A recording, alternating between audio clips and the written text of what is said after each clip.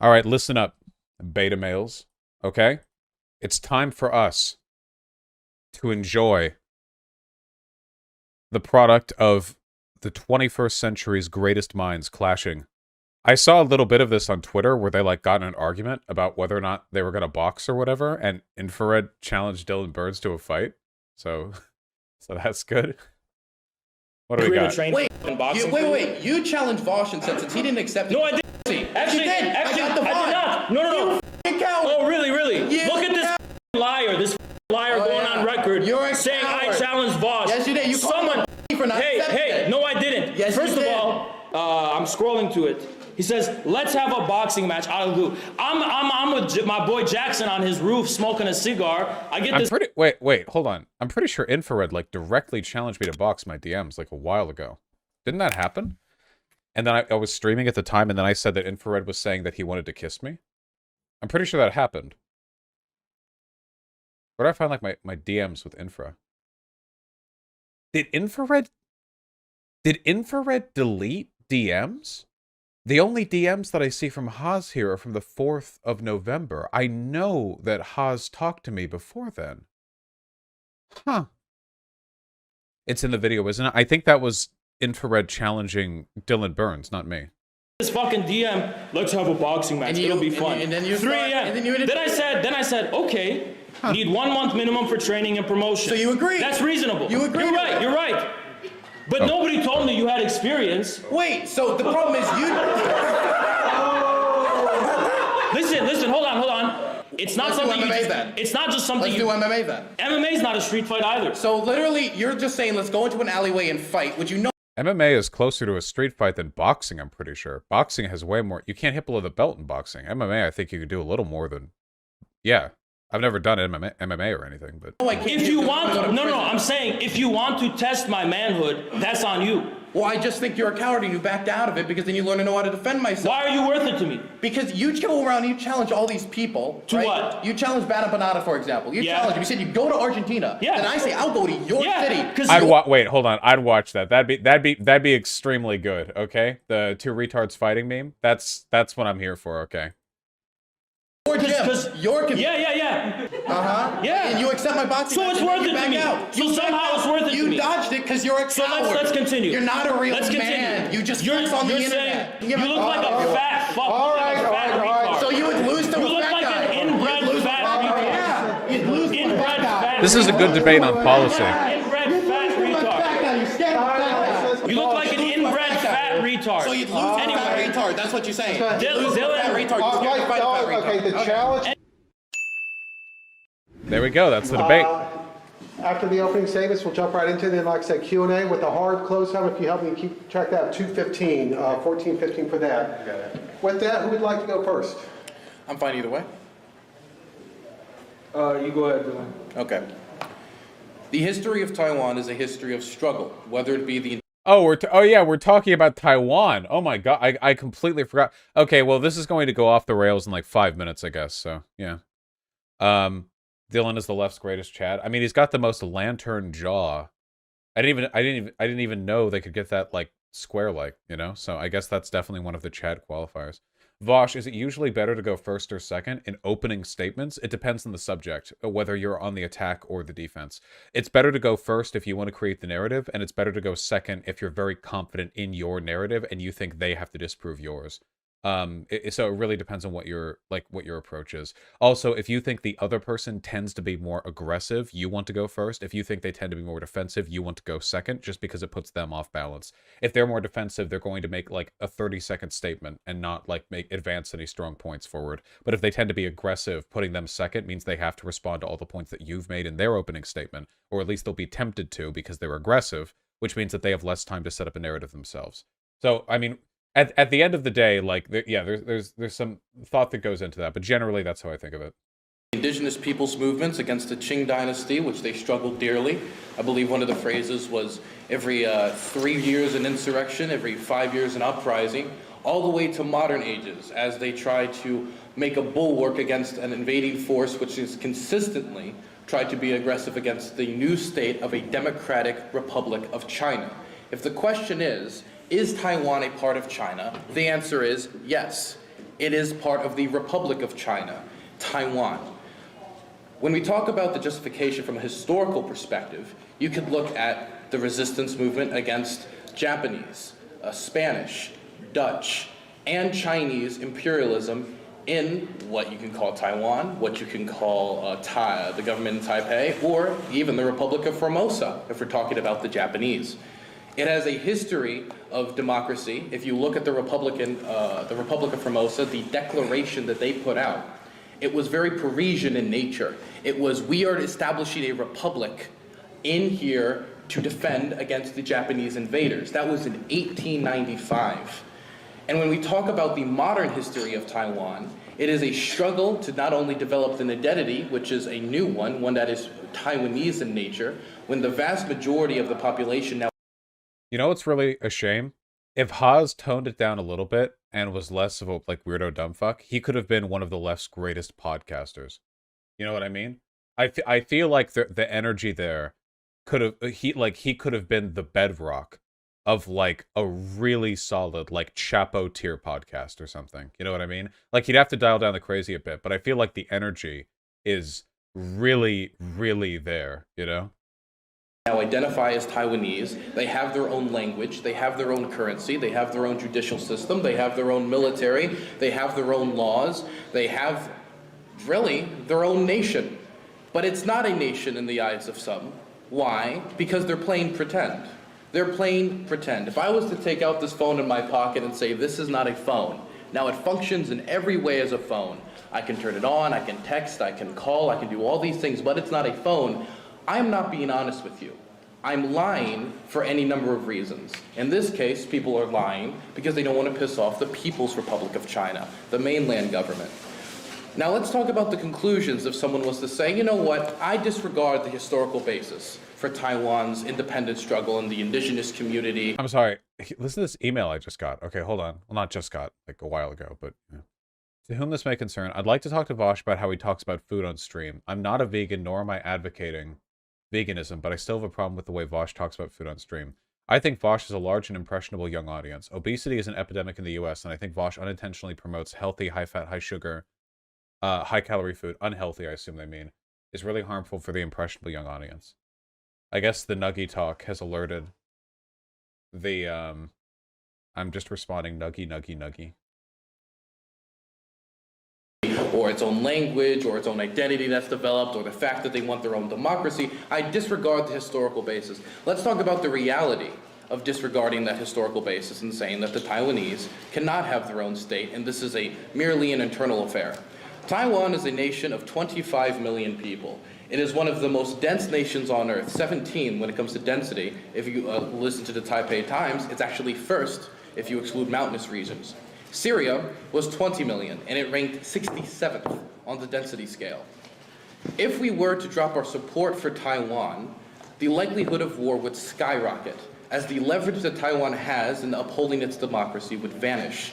And a war across the Taiwan Strait would be an absolute disaster. Not only would a refugee crisis spiral out of control worse than what we saw in Syria, but America would actually be one of the prime recipient of refugees because the Taiwanese community has deep ties to California, and many of them would be feeling persecution, political persecution that is, from the government coming in. That is something we would have to feel the full effects of. The semiconductor industry, which the world relies on, when one company within Taiwan, the TMSC, produces 50% of the foundries necessary for semiconductor production. Jesus, really? Is that true? Wait, hold on. That's really true? The Taiwan Semiconductor Manufacturing Company? Holy shit. In total, Taiwanese companies supply 63% of all global semiconductors? Holy shit. That's fucked. What the fuck? Wait. Holy shit. Wait, we're fucked if we lose them. It's a huge issue in wait, how do they have a monopoly on this? Why aren't we subsidizing like domestic production in case like a fucking nuke hits Taiwan? This would cripple the planet. If One factory could catch on fire and it would, like, end the world. Imports are cheaper? Jesus fuck, dude.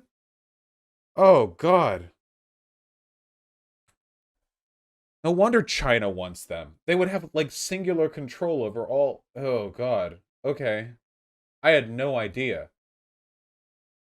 That is insane.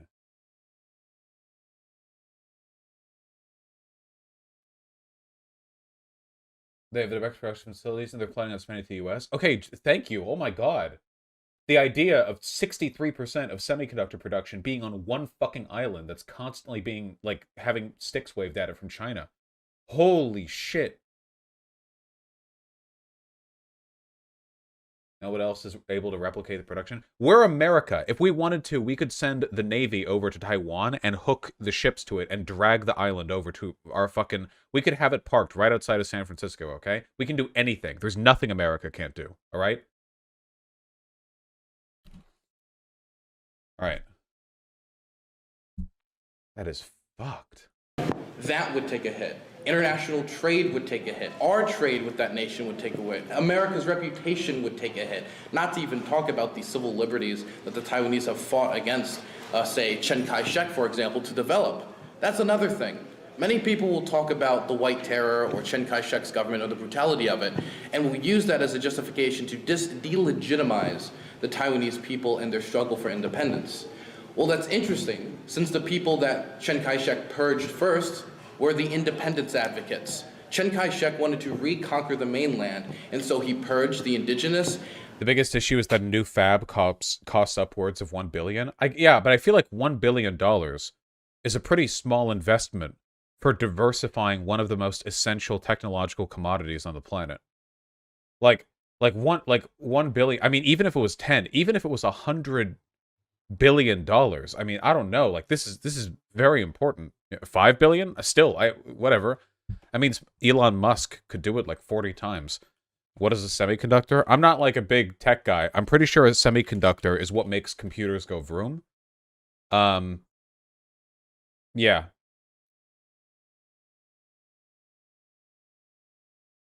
People's advocates for an independent Taiwan. And those people fought for years to have a democratic Taiwan with its own system of government. So I'm not going to ramble anymore. I have a lot of points I want to go into and a lot of questions for Haas about the conclusions that would come from his worldview here. But I'll just stop it there. So there's 3 points I want to address amidst all of that. Let's go. Let me preface this by saying there is absolutely no historical basis for the region of Taiwan to be a separate country from China. The history of the relationship between the Han Chinese and the indigenous people of Taiwan is a rather interesting one. The only problem is that Taiwan is currently around 98 to 99% Han Chinese. So there's absolutely no basis in the historically indigenous people of Taiwan for the for an independence movement. As a matter of fact, some of the most renowned indigenous politicians within Taiwan are the most ardent advocates for unification and anti-independence. So it's rather interesting that the indigenous people of Taiwan, by and large, are against independence, whereas some Han liberal elites within Taiwan, pro-American, are the most in favor of independence. So this talk of the indigenous struggle against the Qing or the Han Chinese is a complete nonsensical, non-fact. Poll says 72.5% of Taiwanese willing to fight against forced unification by Vietnam. Yeah, using ethnicity as an argument in favor of, like, invasion is very sussy. Isn't that literally what Hitler did with the Sudetenland? And then with the annexation? Oh, Vietnam, sorry, Taiwanese. Isn't that what Hitler did with the Sudetenland and with the annexation of Austria? It's like, well, they're ethnically Aryan, you know, so, like, yeah, it's very strange to me. Like, well, you know, whatever. Yeah, Russian Crimea as well, you know? The thing is, Han Chinese are not a monolith. Yeah, there are like a billion of them, right? Probably more than a billion. Yes, I would... Yes, they are probably not a monolith. It would be very strange if the 1 billion or so Han Chinese all felt the same way about everything. Yeah. factor in the question of whether Taiwan is a country or not, because indigenous people do not factor whatsoever in the question of whether Taiwan. Watching you is like a speedrun of Godwin's Law. Dude, it's not my fault. The opening argument here is literally they can't be a separate country because their blood is the same. Like, dude, that's, I'm sorry, that's not me. That's, yeah, my hand has been forced here, you know? Yeah. Is an independent country. Now, second of all, in the history, I Yeah, will concede ein Volk, ein that Reich. politics has Exactly. oftentimes played a role in defining nation states.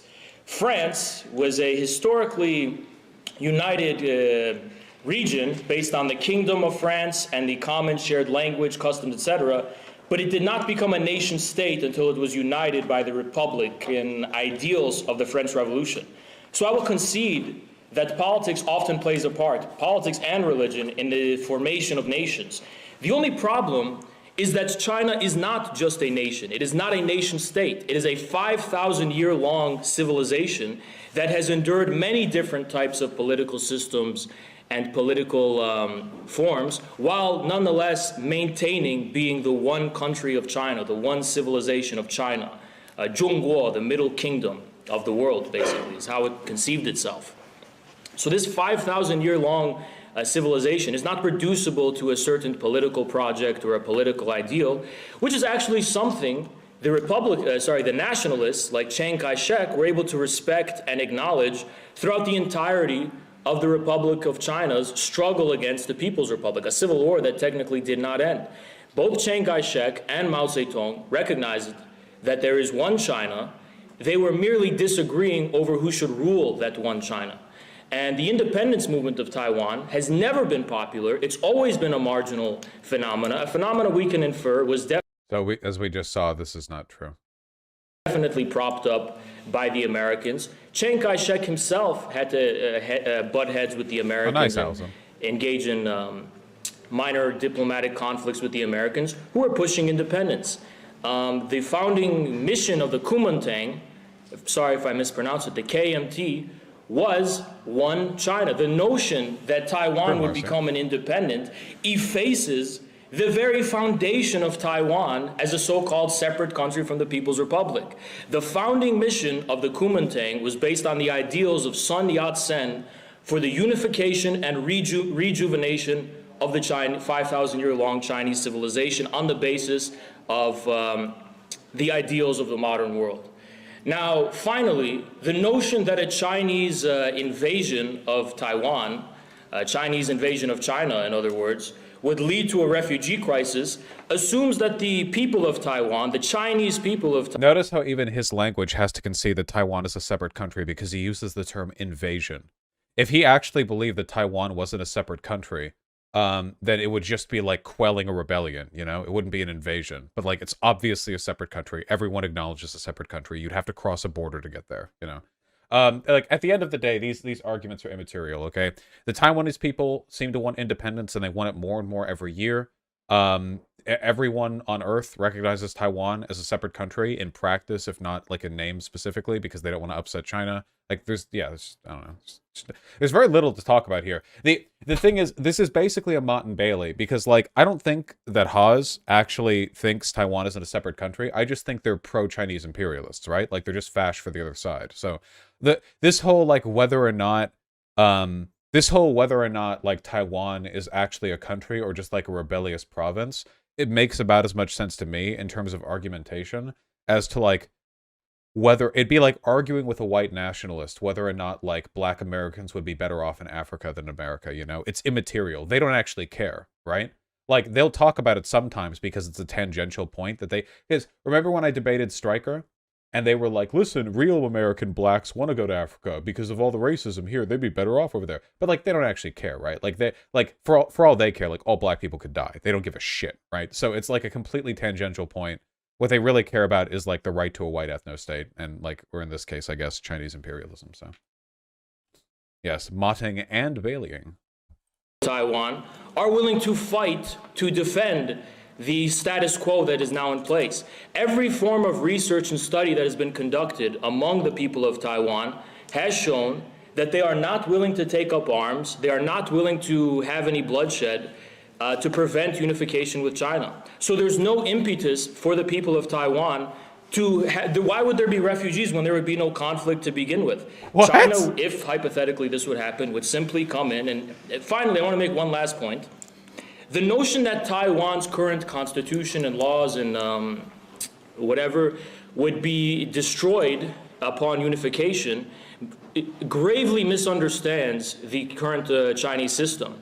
The Chinese system, the precedent set by Hong Kong, is of one country, two. Yeah, every poll that I can find shows that the Taiwanese people prefer independence. And for those people who want unification with China, they would want it while maintaining Taiwan as it is currently. Remember what happened with Hong Kong? One country, two systems, and then China immediately broke all those rules, started disappearing people, and then all the systems in Hong Kong started to become more like China, you know? The problem is the people who want unification want so on the assumption Taiwan would stay the way it is, which it won't. So yeah, I think the total number of people, yeah, it's like 3/4 of the country.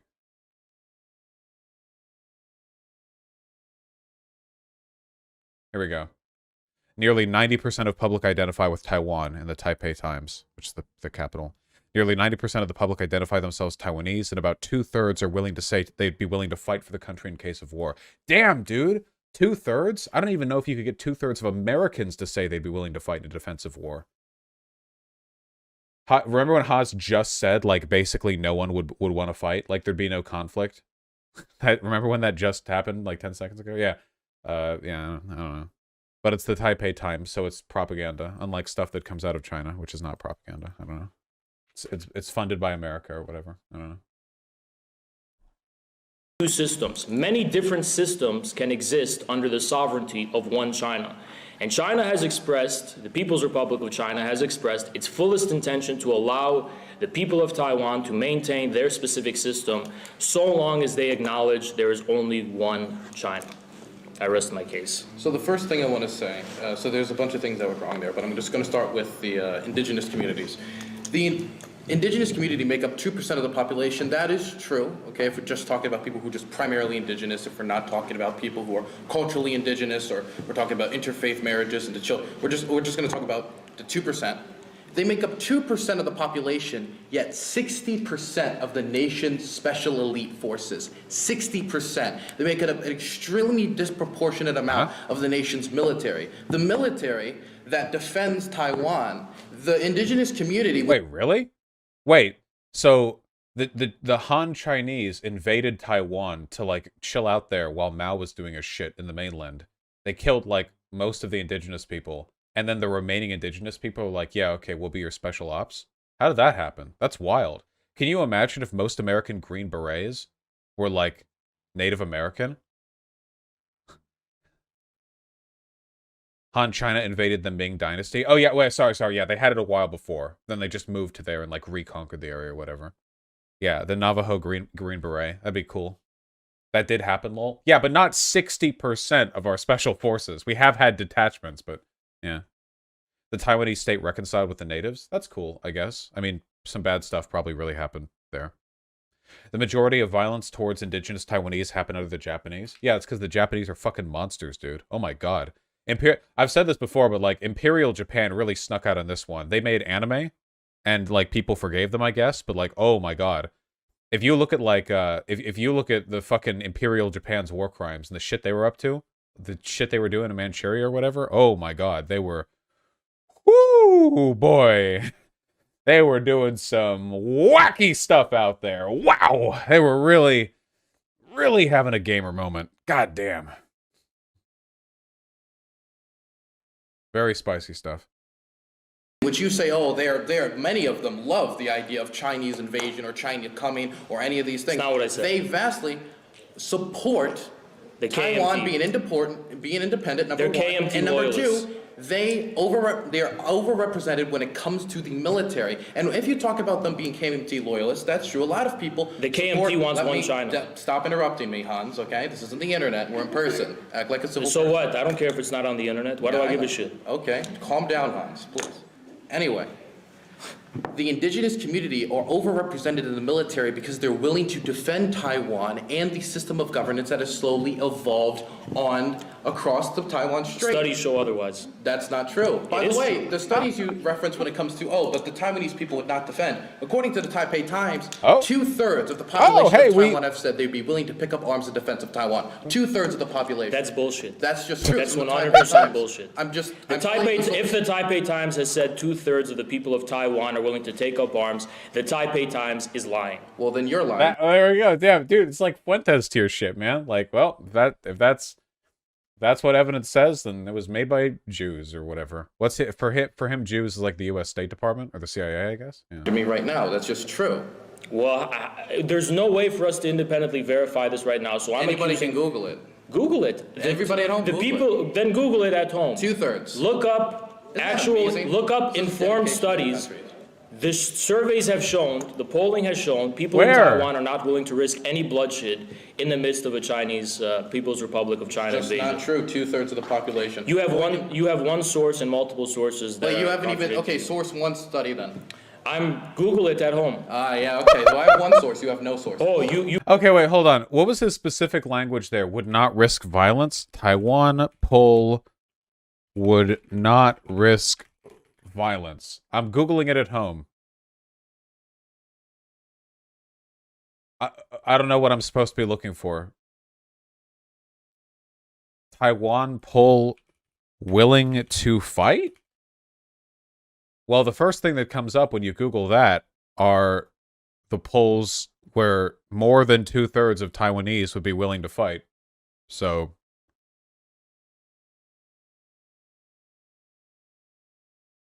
I don't know. You brought a fucking binder and I came empty-handed. Good luck. Well, that's your fault. You should have come prepared. Well, actually, Dylan, the thing is, I don't need a binder. That's the thing. I don't need to take notes. Communist work ethic, huh? Yeah.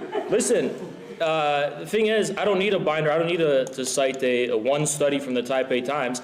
To the extent of my familiarity, the people of Taiwan are not. No, it's up to the audience to independently verify it. I can trust that I'll come out on the right when it comes to that. I'm sure you will.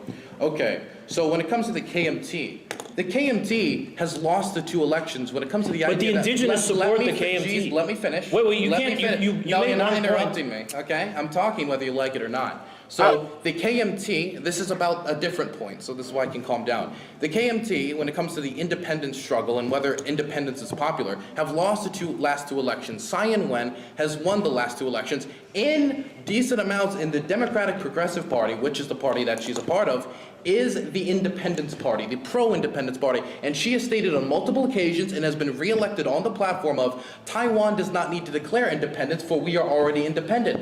She points to the judicial system. She points to the military. She points to the language. She points to a separate history. She points to all these things for a justifiable reason to show that Taiwan is independent and the world is upholding a facade that it isn't an independent nation. Like, there's no definition of a country that Taiwan doesn't meet, like, at all. It's like there's like any attempts otherwise are the most copium in existence. You know, if you think that like Taiwan can't be a country, then like how many other countries will you deny the existence of? Like South Sudan? Like how far will we go here? Like how far back?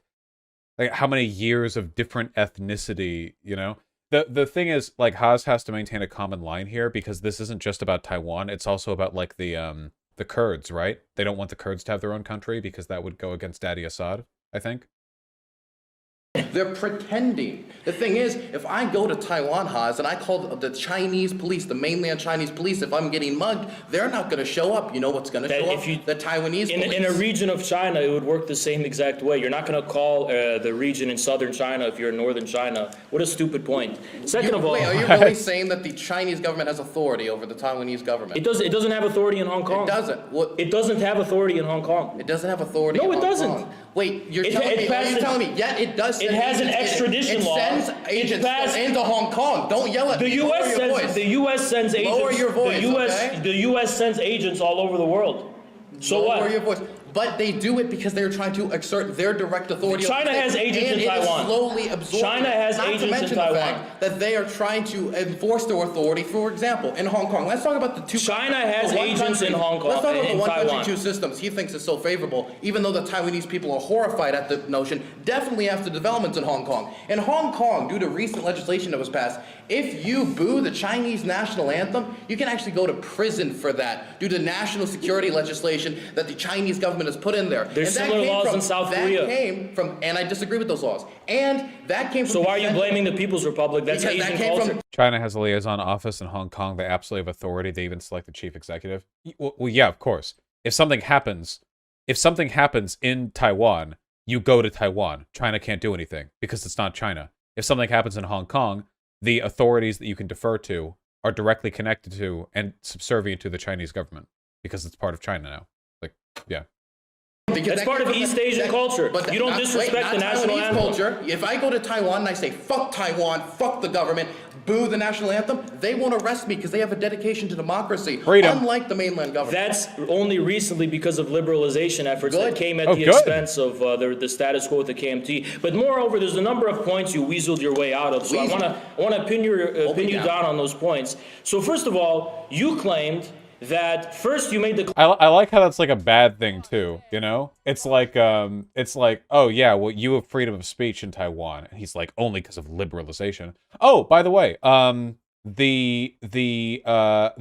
yeah, so you guys know, the podcast that I did with Michaela Peterson, Jordan Peterson's daughter, is up as of 1 hour ago on her channel, where I talk about critical race theory, and it's myself and James Lindsay who got billed. We weren't all at the same time. She interviewed us separately, and then I guess like spliced the convo together. And here we have James Lindsay, and then here we have me and stuff. And yeah, is she insane? No, she was like normal to talk to. You know, I thought that was cool. I can release my end of it as well, though I'll give it a few days because I said I would give it a few days after she released it. claim that the overwhelming majority of the armed forces are made up by indigenous people. That's I not never said that. I said the special forces. the special forces. That's not because they're pro-independence. They have always been a stronghold of KMT loyalism and fierce anti-independence sentiment. So it's a complete non-point. You mentioned the president of Taiwan say that we're already a country, we want to maintain the status quo. Then maintain the status quo. But try to change your official name to the Republic of Taiwan and see what will happen. It is the Republic of China that is the current status quo. She's saying we basically function already as another country. That's her opinion. See what happens when they try to make that formal or official, and see what the response is going to be from China. If Taiwan attempts to pursue secession from China, China will act swiftly in response. And the U.S. can't do a goddamn thing about it, whether you like it or not. Military planners disagree. They've already seceded like a long time ago. It's already a secession, you know. This is as much cope as saying like there's only one Korea and it's ruled by the North, and that like South Korea, this like literally this is the same as saying like South Korea isn't a real country, it's just like an unruly province, like the North Korea controls it, like like okay, sure. Whatever. I agree with you, but that's besides the point. We're not. They can't do a goddamn thing. Actually, all of Europe is still the Holy Roman Empire. Okay, listen. There have been a couple of rebellions, a couple secessions, a couple of feisty coup enablers, but all right, all of Europe still the Holy Roman Empire. Okay, Rome never fell. All right, we just have some provinces that need to be brought back into line. Let's go, boys. Deus Volt. About strategy, I'm sure you're not a military general, okay? No matter how many Soviet caps you put on. Then okay? just wait a few years. We will wait a few years, and we'll see what happens. Anyway, when it comes to the idea that the indigenous community, they don't support an independent Taiwan, even though they were at the front and center of every single independent struggle in Taiwanese history, they're at the front and center. They were the first purge. Against the Han Chinese, who are 98%. They were the first purge by Chiang Kai-shek. There is no continuity between the historical struggles of the Taiwanese indigenous population and the current Taiwanese independence movement, which When is you talk- overwhelmingly dominated by Well, Han of course Chinese it's liberals. overwhelmingly dominated by the Han Chinese. And led by them. It's because it's 98% of the population. But we're talking about a disproportionate why- amount in the military, specifically the special forces. So why is there a Also, disproportionate amount in the special forces, but not a disproportionate amount in the independence movement? in the independence movement, it is a disproportionate. No, there is. The Holy Roman Empire is not what you think it is. Yeah, wasn't the Holy Roman Empire funny because it wasn't very holy, it wasn't Roman, and it wasn't an empire? I actually have no idea, okay? When I close my eyes and I think of Rome, I just think of, like, all of Europe and the Mediterranean.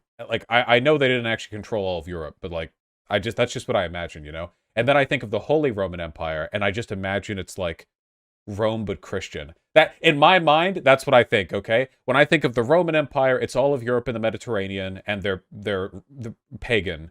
And then the Holy Roman Empire is the same place, but Christian. And that's what I think. And I don't care. And I don't care.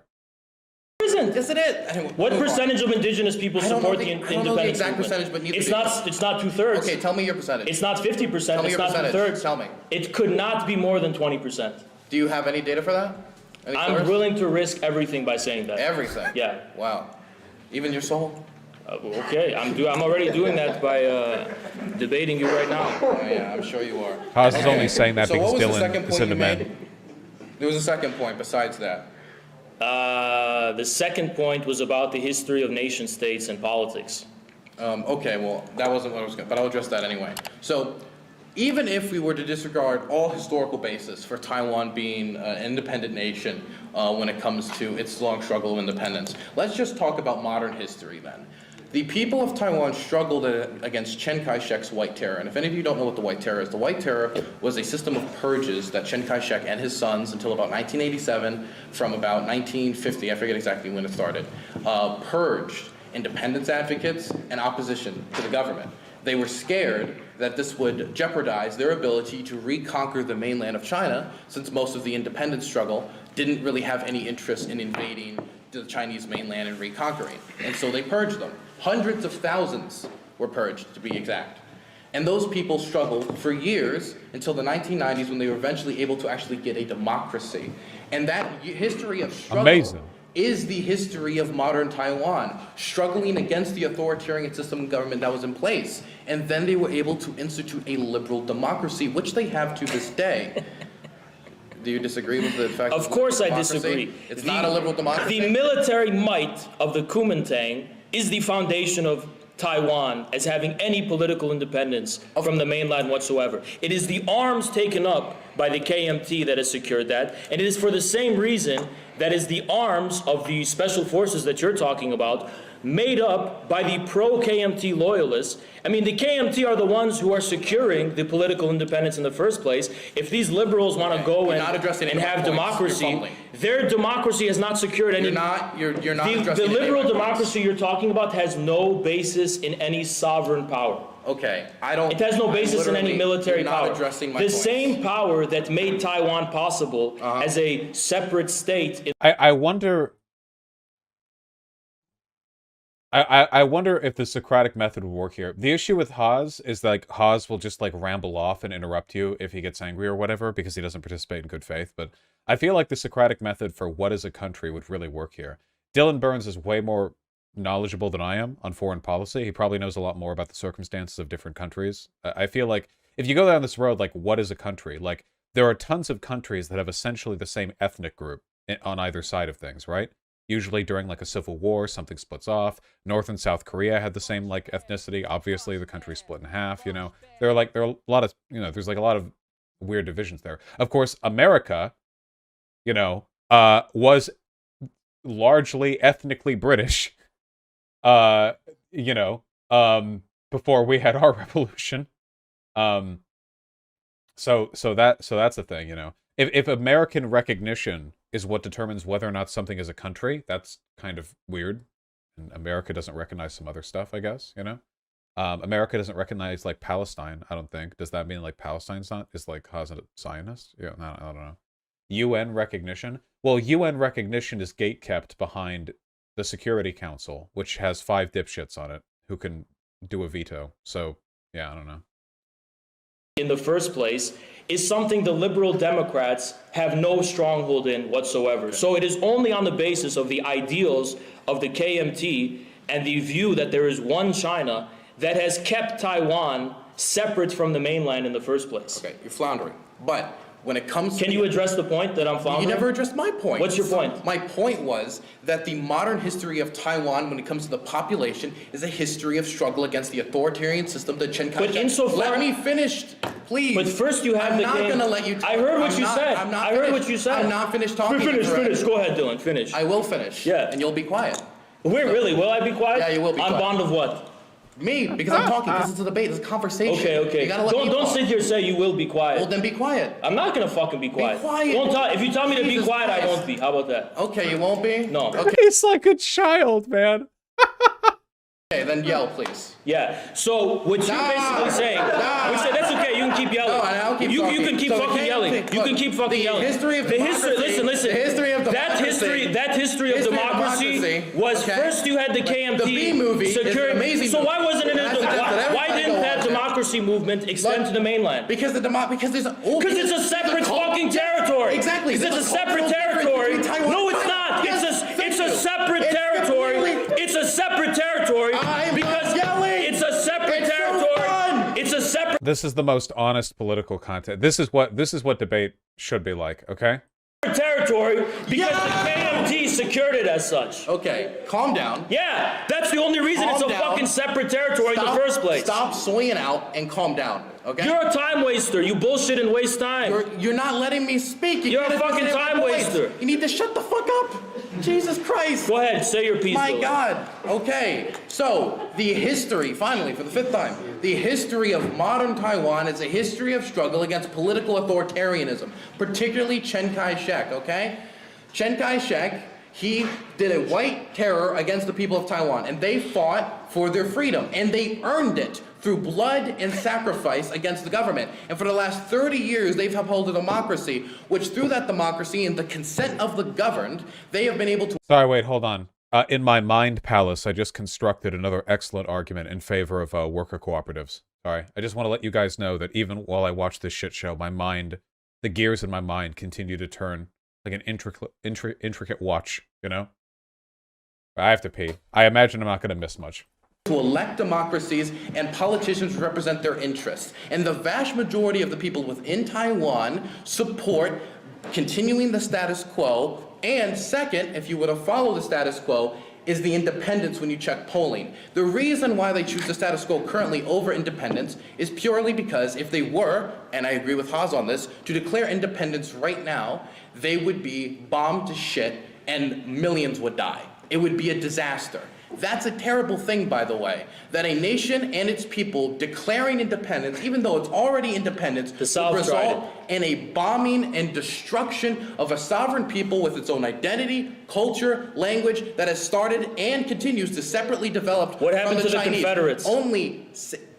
Let's talk about that. What is the current evil that the Chinese government... When you secede from a sovereign territory, You asked me a question. the sovereign is not going to tolerate You gotta be secession. able to respond to the question, Haas. Yeah. Okay, so the difference between the Confederacy and when Yeah. you talk about this... The evil is this, from the Chinese perspective. It is cutting off a piece My God. of China and basically submitting it to foreigners. Wow. China has endured the century of humiliation. foreigners. It remembers the century of humiliation. China will never submit to the dominance of Anglo-Saxon imperialists, and it will refuse this on bond of war. So if Taiwan were to commit so-called independence from China, it would become a satellite state of the Americans. China's not going to tolerate a piece of its territory being cut off. If people try to take China's territory, they're going to be met with a swift response. It's interesting that I say people, when the people we're talking about are the people who live there. Submit independence. You can't parody this, man. It's so good. It's so good. We have the debate soon. Maybe we can splice this. Like the editors can like cut this together before and after. Or will I have time after? Oh, maybe like later. Yeah, Tempest. We might have to splice. The spice and slice might be the route here. Those are the people who would want it to be a sovereign nation. It's not the Americans coming in and They don't. Just shut the fuck up, please. They don't. You gotta let me speak, okay? My God, fucking Jesus. Okay, so the people there, overwhelmingly, and there's no data you can provide that rejects this, do not want to be part of the mainland government under any circumstances. That's not only true. 6% of the population actually want reunification eventually or immediately with the mainland government. Only 6%. That means I've looked at 94%. The data you're going to cite, I don't know what it's from. Yeah, if it's from the Beijing Times. Yeah. Why should I just trust the Taipei Times but not the Beijing Times? Okay, tell me what's wrong with the Taipei Times. I can tell you about the state funding that comes from for certain news publications that publish the data. There's no difference. So my source versus your source. I've just told you about the funding. That's the difference. Okay, what's the funding difference? The Taipei Times isn't funded by the Taiwanese government. Oh, it's just funded by private corporations that prop up the government. Okay, so there's no source that I could source go you. back. First of all, there's 2 points because you weaseled your way out of the first one. Then I'm going to address the second one. The first point is simply this: you're giving this sob story about the history of democratic struggle within Taiwan. Yeah. All of that still rests upon the foundational bedrock of true sovereignty in the true Hobbesian, Carl Schmitt sense of sovereignty, as in being able to enforce a state of exception. I love it. I love having the Schmitzian sovereignty. That's the shit that gets me rock hard, man. Which is the KMT's military might. They have not changed this foundation, and the KMT its founding mission was based on one China. Now, the second thing we're talking about is which sources are. With the polling data, polls have shown that the majority of, it is true, people in Taiwan want to maintain the status quo. But as far as the Taiwanese people, whether they want to along the road eventually become independent or along the road want to join with China, both of these are smaller than the percentage who say they either don't care or they would not care either way. So what you're saying is patently wrong. Both of these people, eventually independence or eventually unification, both are a small minority of Taiwan's population. Okay.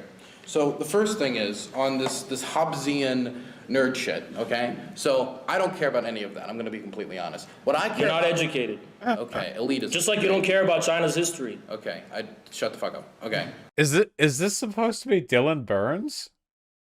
And this is Infra's thumb. Is this some kind of phobic? I can't even tell. It's so incoherent. Was it just like make I assume that's Dylan because the hair is similar? I don't know. It's something phobic. It's like make Dylan look like a degenerate? I don't know. I don't know. I feel like there are a couple of roads you could go with this one. And you have Haas very unrealistically scaled up to be large, which of course he's not, with doing the Chad face. Can we edit Haas to be really short? I feel like that's happening a lot these days. Keep in mind, guys, being height phobic or whatever is not okay. Unless they're very insecure about it. In which case, it's very funny. Dude's looking good. There's the unedited version, though. That's good. I like this part. So, the thing is, I can care about one thing and one thing only here, and that's the consent of the governed. And as a patriotic... That's based on philosophy. You don't want to talk about Hobbes or Carl Schmitt, then don't talk about abstract philosophical principles like the consent of the government. Just keep fucking going. Is that an abstract philosophical principle? I feel like that's a fairly straightforward... I mean, obviously, any ethical claim is going to come down to philosophy, but I feel like the idea of consent of the governed is basically just like the foundation of democracy. I mean, I don't know if it's abstract. It feels like a fairly straightforward thing. Test your foundational political philosophy. You're trying to impose a stake. If you don't care, then don't fucking debate. Well, then don't Simple talk to as me. that. If you don't want to talk to me, if you don't think it this. If you want to run from the debate, walk out the room. Walk away. You can walk out because I'm talking about what I want to talk about. But it's my turn. I don't care. I don't care. It's my turn to talk. I don't care. Okay. Mods, splice it here. Splice it here. It's almost one. Okay, splice it here. Editors, it's time for you to splice the other half of the video together, because the other half was from like 3 days ago. And we're doing it. When last we left our intrepid hero, Dylan Burns, he was arguing with Haas, aka Infrared, aka the Boy Wonder, on whether or not Taiwan was real or idealism. Or I something don't like that, I don't care. Then walk out! My God, you yell a lot for a guy who's dodging a boxing match. I'm dodging the fucking boxing match. Yes, you are. Really? So you want me to dedicate 6 months of my time at the expense of my streaming career to train for fucking boxing? Wait. We saw you this. challenged Vaush and since he didn't accept it. No, I didn't. Pussy. Actually, you did. actually, I got the I did not. No. You fucking coward. Oh, really? You Look at this coward. fucking liar. This fucking liar going yeah. on record You're a saying coward. I challenged Vaush. Yes, you did. You called him a pussy for not accepting it. No, I didn't. Yes, First you of did. all, someone came in my fucking Look at that chat coat. and asked Pulling me. it out. Someone came in my chat and asked me, "Would you fight Vaush for a prize money of $50,000 or $80,000?" Fuck yeah, I would. Then you challenged Bad Empanada. That would cover all of the. Oh my god, a fight between Infrared and Bad Empanada would be so fucking funny. There's no way Bad Empanada would be able to last that out, right? I feel like they're probably the same height, but like Haas works out. I don't know. Streaming all of the fucking yearly costs. I could sacrifice my streaming career to fucking do that. So of course I'm gonna accept that. Furthermore, you're a fucking nobody, and Vaush has some clout. So there's something there to gain from that. I'm bigger than you. You're bigger than Vaush? I'm bigger than you. How long have you been in the scene? You But got I'm your so bigger shit. than you. How can you call me nobody when I'm bigger than you? You got all your fucking clout from the November election. I'm rapidly rising, average 600 views. I see your viewership when I'm live. You don't have more fucking views than me. I already fucking outpaced you, Dylan, and I've been here less time than you have. What happened to the Infrared Showdown? Oh, What happened? Is he 600 average? I'm not on Twitch anymore. When I left Twitch, I thought usually like 300 average. I don't know. It might have gone up since then. I don't actually know. Yeah, bragging about view count is like virgin behavior, of course, but we already know he has one, so that's not like new information. Wait, what is that? Soli Gnome, right? Hold on. Infrared Soli Gnome is that tracker of Twitch analytics, I think, that shows average view count. That's pretty good. There was a peak here. I don't know what was going on here, where it was about 900, 700 here, and 500 here. I guess, yeah, 500? Probably 500 leveled. I don't know what this peak was, but yeah. That's good. Wait, let me see. What about Dylan Burns? Maybe let me zoom out a little bit. Yeah, if you don't count the peak. Oh, this only looks for the past 7 days. Hold on, wait. Let's look at the past month. There we go. Okay, yeah, we need to zoom out. Here we go. Okay, at the past month, yeah, I don't know what this peak was. Wow, a lot of people. I don't know, like 500. That feels like about the gist. That's what the average viewers here says. So 500, 600 is close to 500. We can go with that. What about Infrared Dylan Bernardino? Wait, no. Soli Gnome. Dylan Bernardino.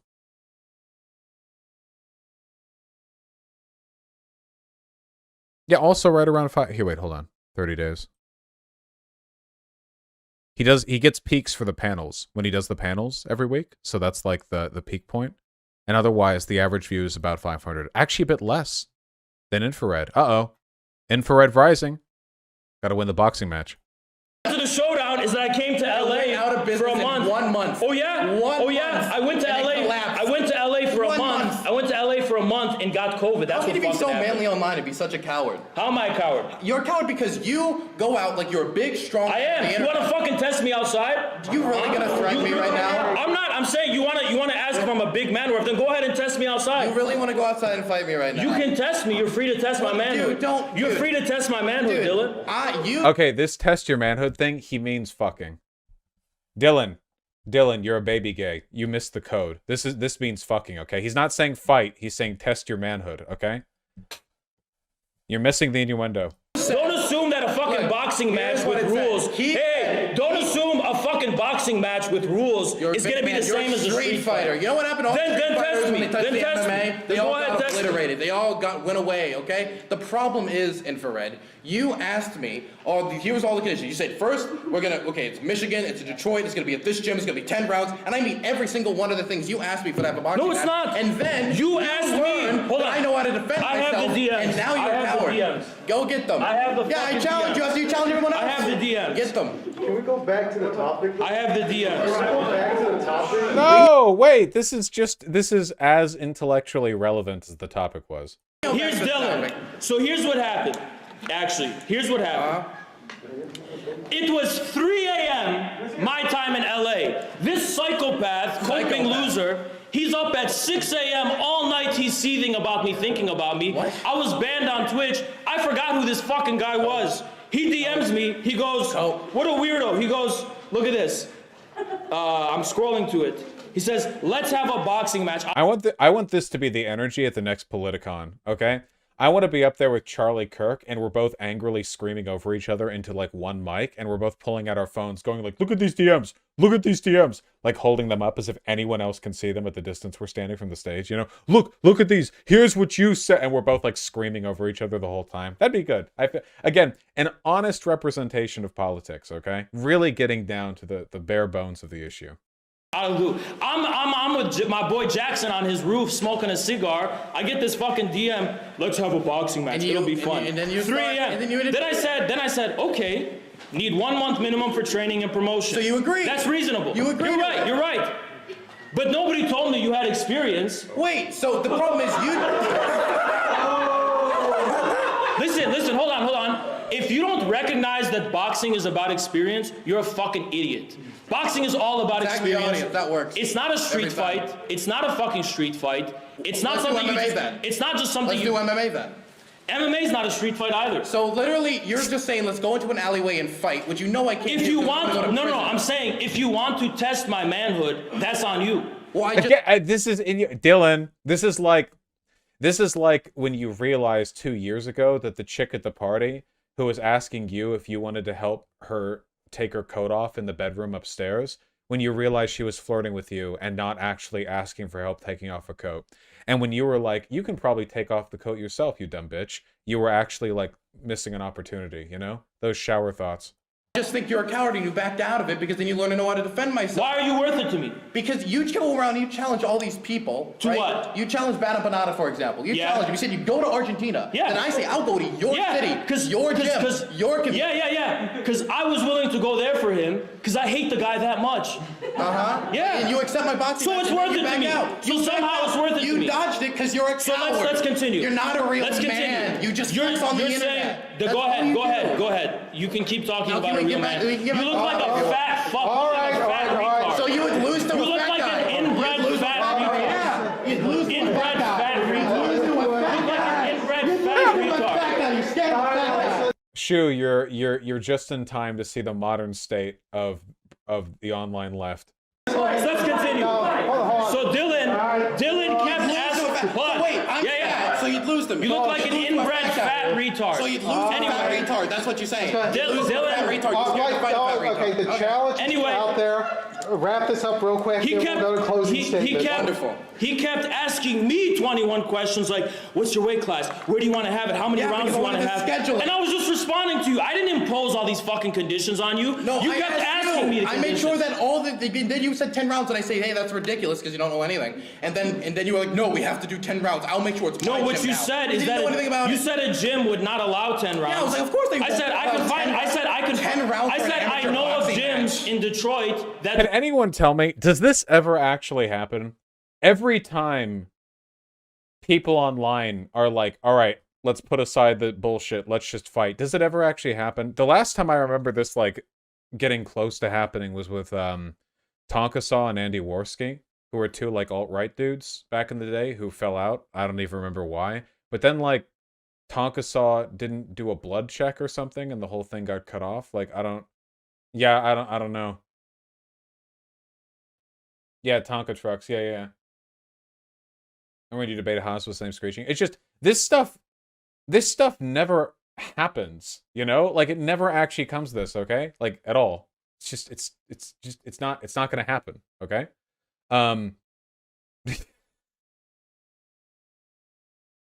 It'd be funny if it did, but like, dude, I'll be clear. I will never fight anyone, okay? You know why? Because I have flawless skin, and I would never let these fucks, these subhuman degenerates, so much as scrape it, okay? It's not worth it, all right? Jesus Christ. It'd be like challenging the Sistine Chapel to like a pissing contest or something. Like, why? Why would I ever disgrace my beauty, okay? Usually the people who challenge people to fights are the ones with the least to lose, the most to gain, and like nothing. You know what I mean? The people who want to go down and like settle issues with a boxing match are the people who are desperate for attention, never the ones who are like comfortable and complacent with their position, you know? It should be treated as a sign of desperation. They could arm wrestle. That might be good. Because that's pretty straightforward, you know? Haas would probably win the arm wrestle, though, right? Dude's got a big arm. Will tolerate 10 rounds, and I'll get that. I didn't force the condition. And I agreed to it I anyway. didn't force any conditions. If you had a problem with that, you could have said so. And I agreed to all of it Okay, so anyway. I think where we've gotten to with this is there may be a boxing match in the future. It's not gonna happen. There's no way. There's no That way. being said, now you guys had loved a little bit about the will of the people, the history of China. Let's wrap it up for the next few minutes, closing that one if we can avoid the boxing discussion. I did intro, he can start outro. And so we'll do that, then open it up to questions and answers at that point. So, Yeah, Taiwan is not a country. The overwhelming majority of sovereign countries in the world, if not almost pretty much all of them, don't recognize it as one. They recognize it as a vague breakaway province that's still struggling with the central government of China. The country of Taiwan, supposed country of Taiwan, the official government is called the Republic of China. There has never been a significant dispute as to whether there is one China or not. This issue has been forced by the Americans. And it's as simple as that. Both the KMT, which founded Taiwan as a separate political territory, and the Communist Party of China, both have always agreed there is only one China. The pro-independence movement has never actually changed the foundation of Taiwan as being based in the foundational ideals of Sun Yat-sen, which are also shared by the Communist Party of China. Okay, so the first thing about international recognition that needs to be noted here is international recognition. Okay, wait. Honest question. If we're on the ending statements here and the delusion, are they going to back? Okay, it looks like they back and forth. I don't know why they're doing ending statements if they're going to keep back and forth. In Q&A, maybe? Matters not at all, in my opinion, when it comes to designating whether a nation is a nation or not a nation. Because if that's the case, then the mainland was not a country until what, 1971, when it was admitted to the United Nations? Or was it a country when the majority of nations finally tipped from Taiwan to China, mainland China that is, when it comes to recognizing what country is and isn't the actual China? Because if that's the case, then what we're saying is that the mainland government wasn't a country until 1971, but 1970 it totally wasn't a country, even though it had all the trappings of a country. International recognition We're putting doesn't on the matter gloves. as much to me when it comes to this. Definitely when it comes to the idea of like, well, what about these superpowers that recognize it? Well, America doesn't recognize it. That doesn't matter to me. Doesn't matter to me at all. If every nation in the world tomorrow said we no longer recognize the United States as a nation, that doesn't mean the United States is no longer a nation state. It has all the trappings of a nation state. And when you look at Taiwan, it has its own language. It has its own separate history. It has its Language? Yes, you don't know about 70% Taiwanese language? You don't know that? How is it a separate language? They speak Han The Chinese. Taiwanese, okay, you don't know what you're talking about. Anyway. There's dialects of Han Chinese It's within my China outro. too. It's my outro. Okay? So fucking stupid. Yeah, you are. You're right. Okay. So the thing is, they have all the trappings of a modern. It's such a stupid debate, man. It's this is like the most. This is in terms of like proximity to reality. This is basically on par with a flat Earth debate. Okay, that's like that's it. Like this is about as close to reality as a flat Earth debate. The idea that like Taiwan isn't a real country or whatever. State. They've struggled to build a separate. Why does Haas stand China? It's just like tanky shit, right? Just different set of geopolitical interests, power block, whatever. Anti-American, pro-China. I don't know. Bunch of directions you can take that, I guess. System of governance, a democracy within Taiwan against an authoritarian system.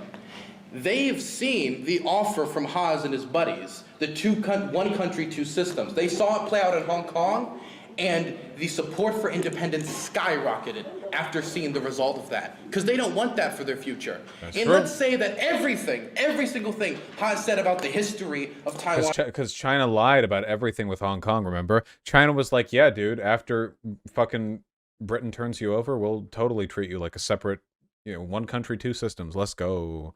And then like people started disappearing and laws started getting changed and you know, mass protests started getting cracked down on, and you know, we see. Is completely true. United States did not exist until 1776. Nations can be built with complex cultures and history in the blink of an eye through revolution and civil geopolitical strife. And so what I'm saying here is, since they've developed their own culture, the Taiwanese identity is a distinct identity now, and if you poll the people on Taiwan, they identify as Taiwanese majority, not Chinese. Some identify as both, I will say that. They have their own system of governance. They have their own judicial system. They have their own everything. Saying it is not an independent country is plain pretend, which I know communists like to do a lot. So that'll Hey! All righty, well, thank you. Hey. Interesting conversation. Rein it in. Before we open it up for question and answer, I will say, please, if you have a question not dealing with the boxing match, feel free to come forward. If it's dealing with the boxing match, we'll handle those at the end. He's done. He doesn't have anything to say. Stand in the middle. You don't have to be on one That's side not or about the other, boxing match. There's still comments. You might step a little closer. The microphones are going to pick up from the camera. Questions for Infrared.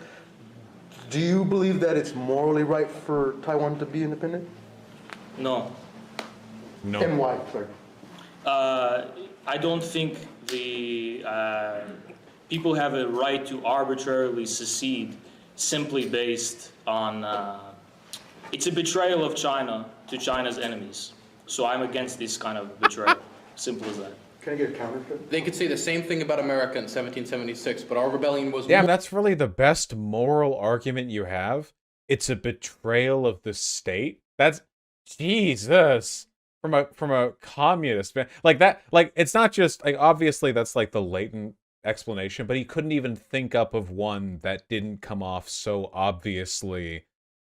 I mean, it's like what a neocon would say. It's exactly what a neocon would say. It's indistinguishable from what a neocon would say. moral because we knew that the system of government that the king had was fundamentally wrong. Because we wanted. This has nothing to do with the material factors. Taxation without representation. It's nothing is to do wrong. with the material factors behind taxation without That's idealism. representation is wrong. And as a patriot, as you describe yourself, you should know that. The Taiwan system would be preserved under one country, two systems. No, wouldn't. We saw Yes, what it happened would. in Hong Kong. In Hong Kong, they passed an extradition bill, and there was a Western-fueled unrest and chaos Western that, CIA. in order to restore law and order, the police of Hong Kong had to crack down on. What happened Tiananmen Square. What happened during? Restore order. Ah, I love it. Meow. Is that a pigeon? What is a bird doing in my house? What's up, dipshit? Quiet now, huh? Yeah, that's what I thought.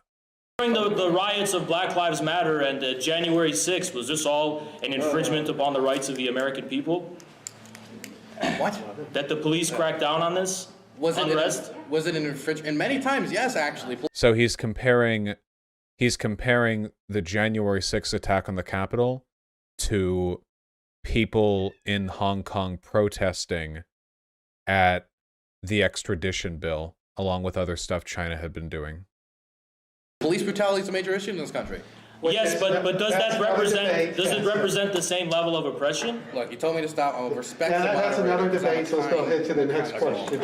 So I haven't had much time to formulate this question, but it's something like, and I think for Infrared first, but I'd like both opinion from both, is what is there actually going to be a benefit to, say, China as a whole, or maybe if you want to say the world as a whole, for China to kind of completely take over Taiwan? I feel like the people of Taiwan, kind of like Hong Kong, when their rules start coming into play, the Taiwanese are going to be like, wait a minute, that's more kind of oppressive than we're used to. We were used to these more freedoms. There's going to be a lot of there's going to be a whole, it's an island nation, isn't it?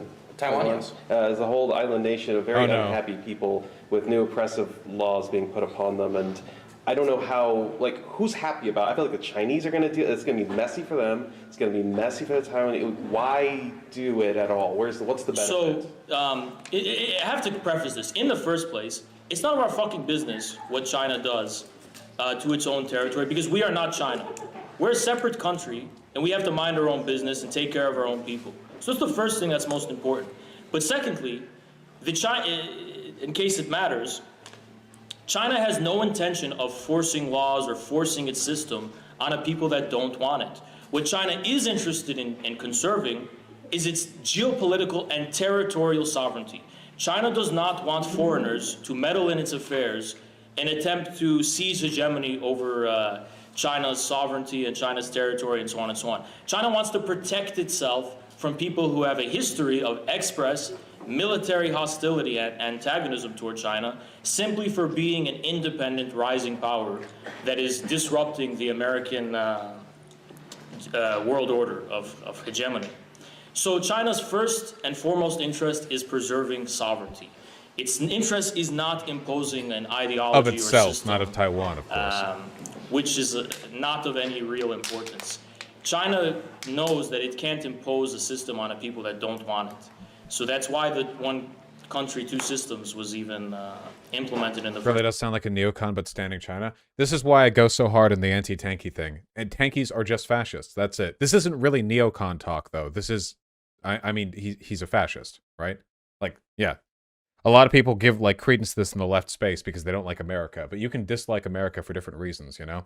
Lefties don't like America. Adolf Hitler didn't like America because the Nazis thought it was controlled by Jews, you know? Lots of wacky reasons a person can dislike this country. first place.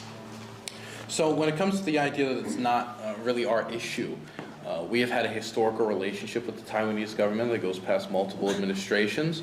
A refugee crisis across from the Taiwan Strait would be a disaster, not only for the world, but especially the United States, considering that the Taiwanese community is quite large in California. And I'm pretty sure a lot of them would like to take Maybe their the family Nazis members had a because point. they wouldn't want to be either politically persecuted or blown up, since again, if you were to exclude the mountainous terrain, Taiwan would be the #1 most dense country in the world with a population of 25 million.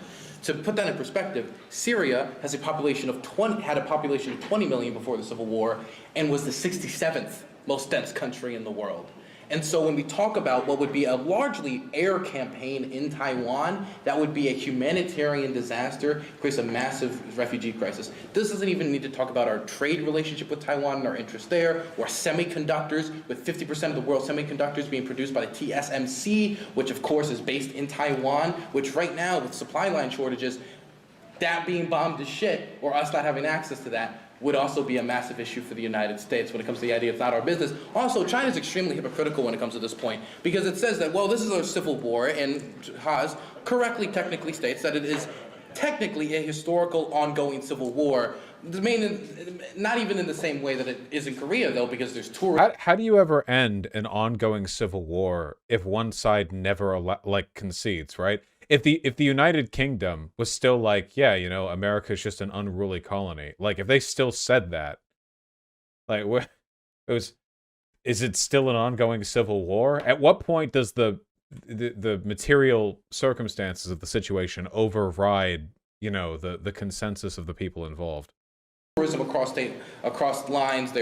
There's workers from Taiwan working within there. The tourism industry is gigantic. They trade over like $200 billion, and I think in the last 20 or 30 years alone. So obviously, a civil war where you're trading tourism doesn't really sound like a very bloody civil war that's currently going on. There hasn't been violence in 75 years. But let's pretend that it's a civil war for a moment, right? That it's and not just, you know, on paper.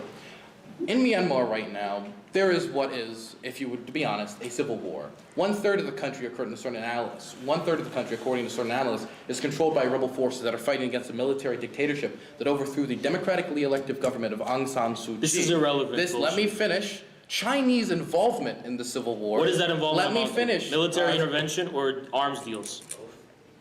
So, they have sent. I feel like Dylan could get so much better with the drop in delivery of some of these talking points. The issue is, if you're talking about history and foreign policy, you know, like everything's going to be kind of dry by default.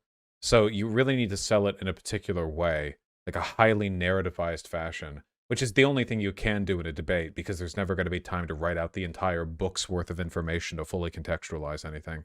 I feel like sometimes it's a little bit difficult to follow.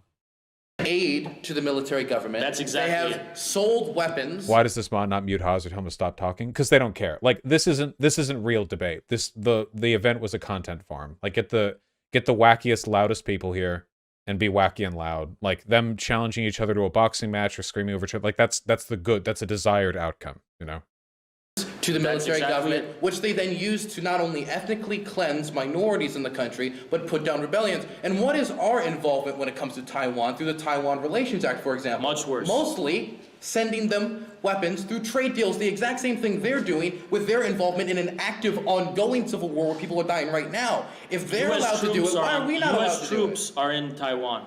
U.S. troops are in Taiwan. Not officially, but they are. And what about, do you want to talk about, They are secretly and covertly. they are Yes, secretly and covertly Yes. for training operations? Well, maybe because they're Yeah. an independent nation, they're allowed to have that. Okay, well, China, you're saying China's two-faced for selling arms and giving aid to a Yeah, government because it's they're friendly with? because what they do is But it they- has friendly they- relations they with that oppose- government. They have, yeah, and an ongoing civil war. They're taking sides. Also, The status quo in that country is the government. It's the government that's You're recognized. telling me the military dictatorship, Listen, which China- just overthrew a democracy, is the You don't status quo. understand Chinese. They upended the status quo in Myanmar. What are well, you guess talking what? about? Officially It's a speaking, revolution. but officially speaking, that is the government of Myanmar. Officially, China works. not recognized by many China international forces, works and you care with about the, international China conditions. works with governments that are in power.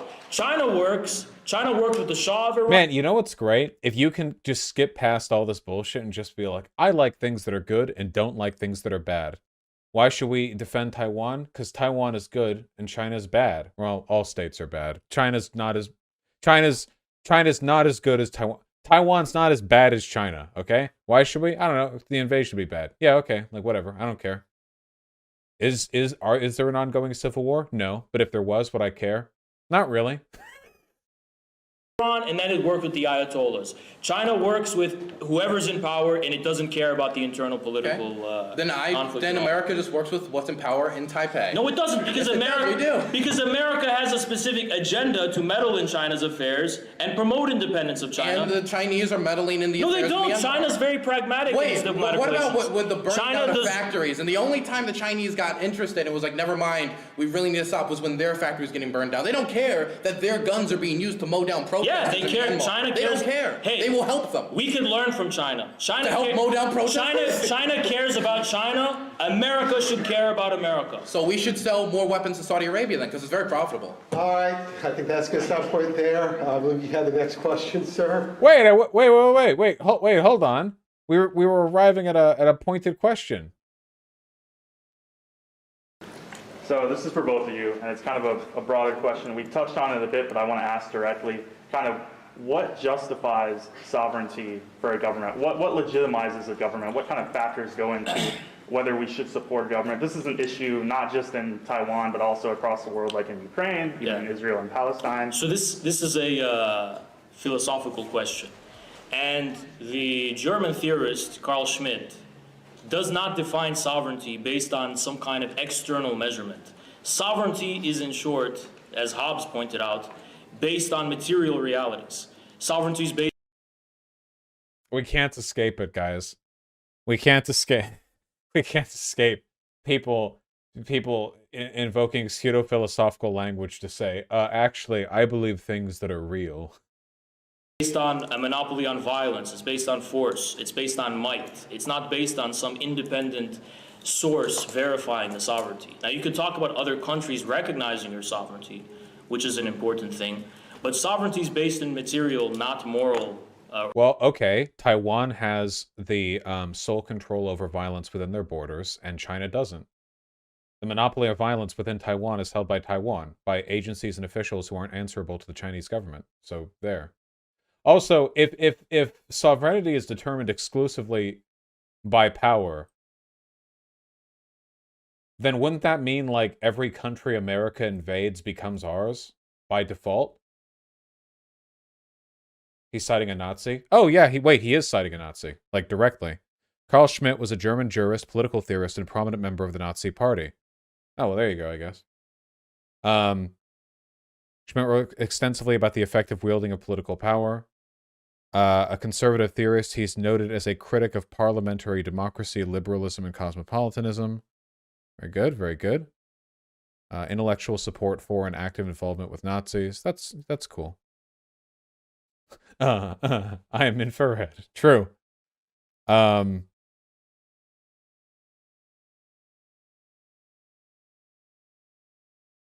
Probably can't, like, speed, like, spark notes this guy's entire writings just looking at it. It is funny, though.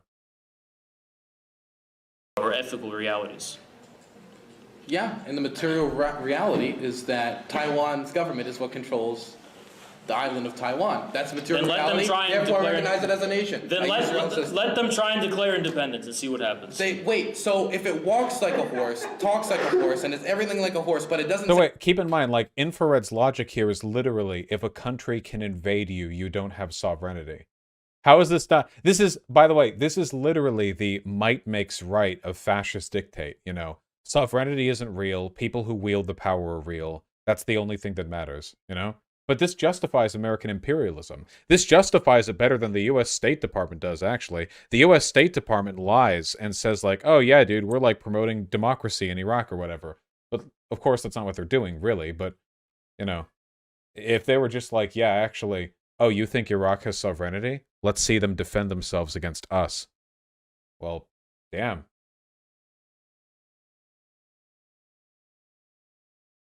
I guess that works. Yeah, America has the largest military. Everything is America. Say I'm a horse. Is it or is it not a horse? It's not a horse yet because it's not allowed to have U.S. troops on its soil officially. So if everybody in here said this isn't a phone, would you be like, well, I guess it's Taiwan is literally restricted from doing things a sovereign nation could do officially. because the Chinese government has tried to Didn't he just say that he uses independent and non-external measurements to determine sovereignty, but now he's saying that it's dependent on the Chinese government saying they can do the thing that they do anyway? Like, he's like, well, officially Taiwan can't do the things that it does because China says they can't. Yeah. It's very dumb. do that on the international stage. But by the way, It can't have troops on its soil. It cannot have U.S. troops on its soil. So what you're saying is that the Chinese government, the mainland government, in 1960... It doesn't walk like a horse. Let me ask you a question. It doesn't walk like a horse. Was the Chinese... A horse can have troops on its soil officially. I don't know if... There are a lot of things a horse can do. I don't know of any horse that has troops on its soil. But what I will say, if that's what you're saying, then you would have to recognize that in 1960, the government in the mainland China was not a legitimate nation, because it did not have large-scale international recognition or a seat at the United Nations. The People's Republic of China was not a nation because it didn't have international recognition? Yeah, 1960. No. Well, that didn't reflect the material reality, which the world eventually woke up and adjusted to, that the overwhelming majority of the Chinese people are under the sovereignty of the Communist Party. So eventually they woke up to that reality. And is that going to happen with Taiwan? So, international recognition. Wait and see. Keep waiting for that to happen for Taiwan. All right, back there with the Keep recognition. waiting. So, T-Chong, you're next, sir. Yeah, you mentioned that China doesn't like to impose things on people that they don't want it, something Yeah. like that. Except the Uyghurs, Taiwan, Hong Kong, they're building islands. Where does China's border actually end? Like, as you mentioned, the early The Chinese- historical Qing borders that were carved up by the British and other colonialists. But as far as the Uyghur situation is concerned, Xinjiang has been part of China for hundreds and hundreds and hundreds of years. So that is a people who have already been under the system and sovereignty of the Communist Party for a very, very long time. So my point is they're not going to go to another territory and impose their system. The Uyghurs have already been living under the system. Now, if you don't like the details of how that system has been Uyghurs? executed so far, it's a separate question. Oinun. But they have already been living under the system. Why would you trust the colonialists to draw up the borders? Because the Scarborough Shoal, for example, which China claims, is mostly used by Filipino fishermen and is claimed by the Philippines in international courts, which China recognizes. Those international Let me courts finish, are please. illegitimate because I didn't interrupt the you. territorial I dispute, didn't interrupt you. The territorial Jesus dispute Christ, between shut China up. and the Philippines Shut up. has been arbitrated in a Jesus bilateral Christ. matter. It is not under the jurisdiction Angela, of the get the- international since- court. And Your you want to know question, what? get the last In that word. bilateral Finish matter, they lost and then they just No, they rejected didn't. it. Yeah, they did lose. They came to an agreement with the Philippines. they- The wait, Philippines wait. didn't like What? it, so they ran to the UN. And then the UN said what? Doesn't matter. China. Yeah, this but- was. but UN it doesn't recognition matter matters because the the UN Taiwan has no was not on the sovereignty. UN. The Isn't UN. that The interesting? UN has no sovereignty to That is execute. so its, interesting. The UN has no sovereignty to execute its authority over So that's bilateral interesting. relations. So UN recognition by the UN when it comes to Taiwan, No, that matters. because it's not a Recognition when it comes to unilateral this, matter. That doesn't matter. It is a bilateral matter between the That is so Philippines and interesting. China, which was And- arbitrated between Okay, China I and need the to Philippines. say one more thing. And One then last real thing. quick though, I'll let you come back, then you'll get the last word, but again, getting back to the whole recognition thing, so it sounds like we could have a follow-on here, but Before we go to the next question, go The ahead. people in Xinjiang do not like being monitored in every aspect of their life, and they don't even deny. Your own sources admit it's not true anymore. Let him finish, you'll have the You're last word. saying that my sources say that there have not been an extreme increase in the level of monitoring No, in street they're now cameras. claiming it's all Let me- it's all You're not done. even letting me. You didn't even let me talk. Jesus. Okay. So in Xinjiang, these are things that are undisputable fact, even according to the Chinese. If it feels like I'm lacking in anything to say, it's mostly because, again, this is a flat Earth debate, and I feel like chiming in with something that's evident and obvious is kind of asinine, you know? Government. When it comes to the monitoring of street cameras and the everyday life of Uyghurs, the Chinese government has heavily ramped up monitoring them. This has been claimed that this is needed to do for anti-terrorism measures. But that does not mean it's been accepted with open arms by the local population. Another thing is the banning of certain You're out of religious, I would say, religious activities. He's out of specifically, Are you up to date on your sources? Because they're now saying all that's. They're now saying They're now saying they've eased up on Xinjiang. You're not saying what I'm. Yes, look, they have. Now let me finish. They said they've Let eased me up fin- surveillance. You They've didn't let eased me up the finish. crackdown.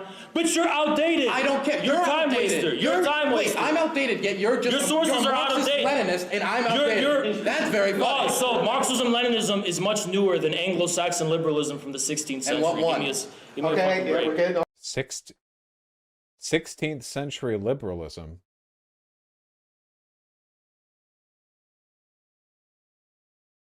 Okay. off topic in there, so next question.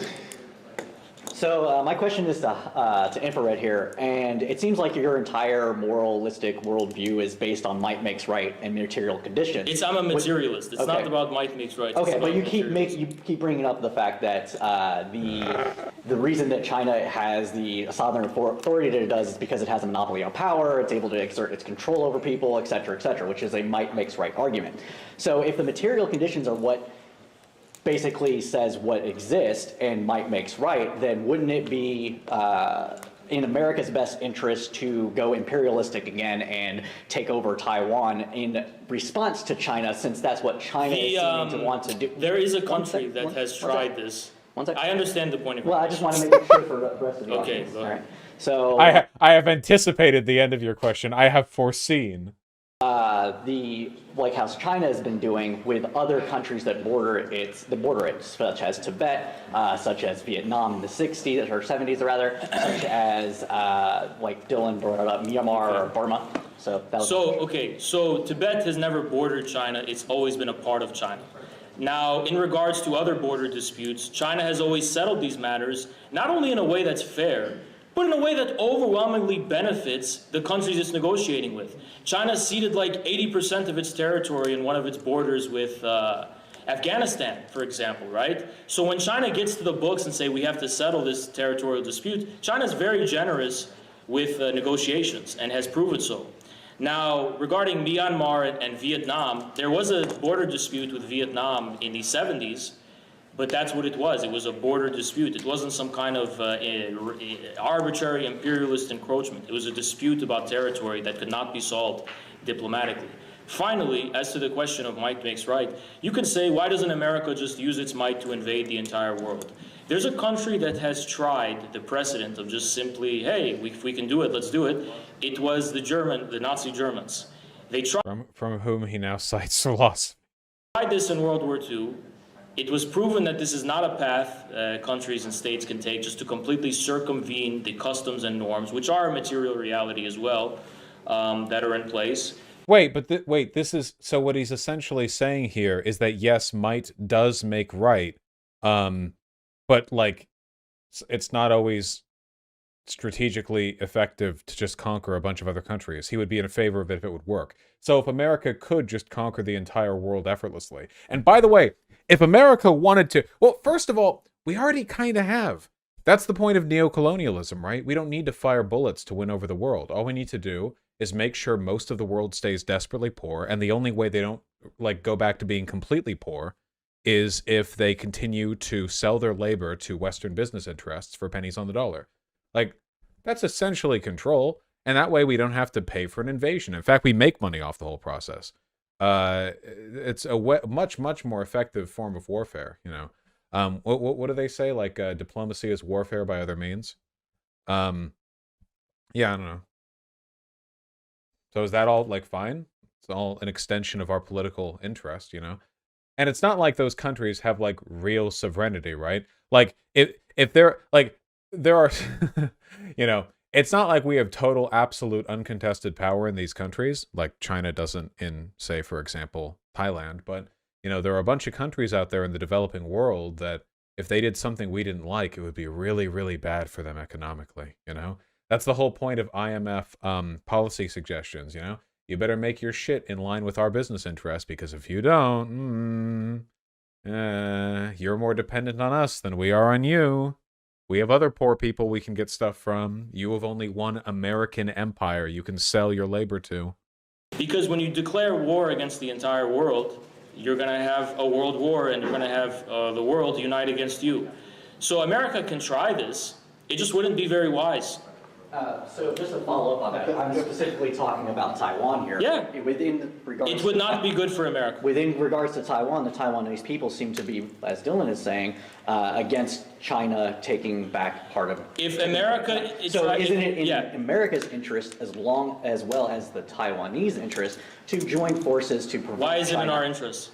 Because of things like Dylan said, with the chip manufacturing, the territorial There will water be no disputes, alteration to the et cetera, chip et cetera. manufacturing under Chinese... But we have examples with China's already Taiwan, Tibet, replicating et cetera. Taiwan's chip industry at home anyway. Well, but that gives more power to China. And I know Right. that you Wait, like wouldn't that but justify we us don't having like it that. more? Because then we would want our own ability to take in chips from a separate country. We already can do that. We don't need to invade Taiwan to do that. 50%. You don't need to 50% of the world. invade. If America wants to replicate the chips that Taiwan produces, it can do so in the same way that China By does. trading and recognizing them as a sovereign nation. No, because China doesn't do that, and yet it's able to make its own So- domestic chips. This is a dead-end argument. Let me ask you about something, because you said that they always resolve these conflicts like fairly. Now, if you said most of the time, maybe it would have been easier, but the Scarborough Shoal was very self-evident, where they took their ships, they put We're 4 minutes to the end. And I'm bored. them on the you use as a justification. Because it was, you don't understand the structure of pre-modern empires and So the United Kingdom after centuries and centuries. Further information on the boxing match? Very good. Yeah, I got super bored of debates like that. Debates where it feels like you're just talking to a wall are only fun if you get to like make fun of them, you know? The conversation that I had with the porn Nazi or whatever was pretty fun, but like only because I got to bully him. And also it was a novel subject, which I guess means I like, you know, was sort of a an interesting broach. But yeah, apart from that, it always gets pretty boring. Very, very good. Yeah, trying to debate an ape or whatever. Good memes. Very good memes. Backhanding should be allowed in debate like that. Do you guys think Ha's ever been in a street fight? He keeps being like, dude, boxing isn't like a street fight. Has he been in a street fight? I don't know. I mean, maybe. But I don't know. I would actually put better money on Hinkle having been in a street fight than Haas, you know? I don't think it's likely for either of them, but my guess would be that it's more likely for Hinkle Jinkle, you know? That's just a feeling. Thumb War this Sunday. Dude, Thumb War is a powerful test of strength and skill, okay? Don't besmirch it with your humor, all right? There's a valid and worthwhile, you know, art of battle to it. My goodness. Well, anyway, this is primarily been lolcow farming, but with the way things are right now, especially with the way tensions are ramping up in Ukraine on behalf of Russia, the prominence and political relevance of tanky types and of people who defend other geopolitical blocks is probably going to skyrocket soon, you know. They go from sort of an amusing, idiotic subgroup in the political space to suddenly being like very relevant